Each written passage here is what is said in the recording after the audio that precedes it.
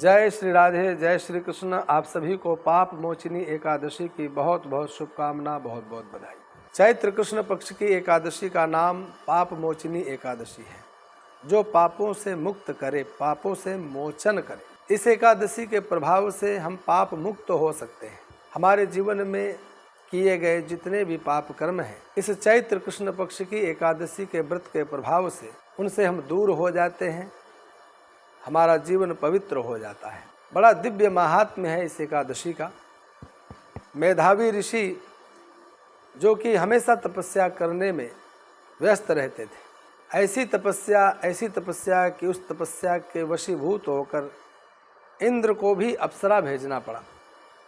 इंद्र ने मंजुघोषा नाम की अप्सरा को भेजा और कहा, जाओ इनकी तपस्या में विघ्न डालो, इनकी तपस्या जैसे भी हो खंडित करो। वह मंजुघोषा गई और ऋषि के सामने उपस्थित हुई।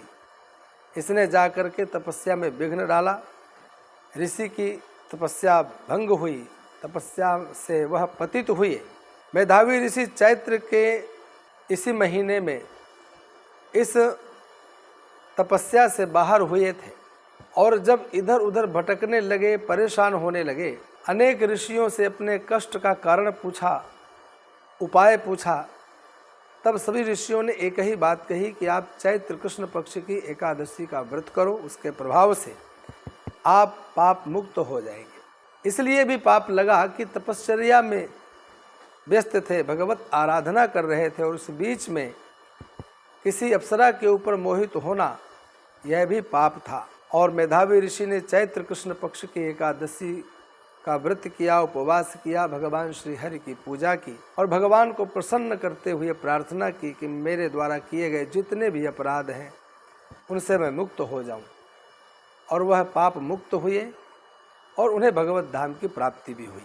इस वर्ष 2026 में चैत्र कृष्ण पक्ष की यह एकादशी कब पड़ रही है, आइए जानते हैं।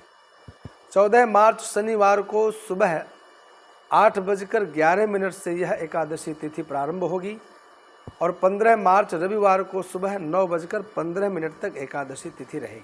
अब हमें यह विचार करना है कि हमें पारणा के लिए द्वादशी कब प्राप्त हो रही है।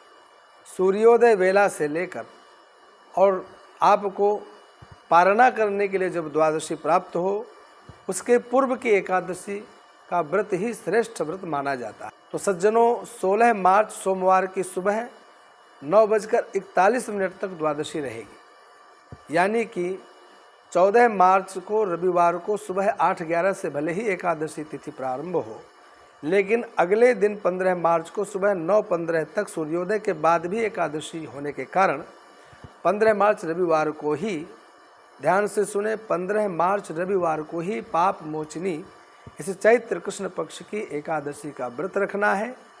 और 15 मार्च को सुबह 9:15 के पश्चात ही द्वादशी तिथि प्रारंभ होगी, जो कि अगले दिन सूर्योदय वेला के पश्चात सुबह 9:41 तक हमें द्वादशी प्राप्त हो रही है।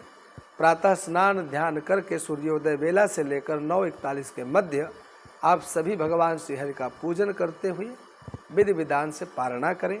जिस प्रकार से एकादशी के व्रत के दिन उपवास करने वाले को बहुत ही नियमों में रहना पड़ता है, छल छद्म ईर्ष्या द्वेष दंभ मत्सर इत्यादि से बचते हुए भगवान श्री हरि के नामों का स्मरण करते हुए, भगवान श्री हरि के अनेक अनेक स्वरूप हैं जिनका पूजन अर्चन करना चाहिए, तुलसी पत्रों से अर्चन करना चाहिए। और अगले दिन द्वादशी के दिन भी भगवान श्री हरि का विधि विधान से पूजन करते हुए हवन करना चाहिए, ब्राह्मण गौ माता को जिमाना चाहिए, उसके पश्चात स्वयं भोजन प्रसाद ग्रहण करें। यही एकादशी की संक्षिप्त उत्तम विधि है। इसलिए आप सभी लोग 15 मार्च रविवार को ही पाप मोचनी चैत्र कृष्ण पक्ष की एकादशी का व्रत करें। आप सभी को पुनः पाप मोचनी एकादशी की शुभकामना, बहुत बहुत बधाई। जय श्री राम।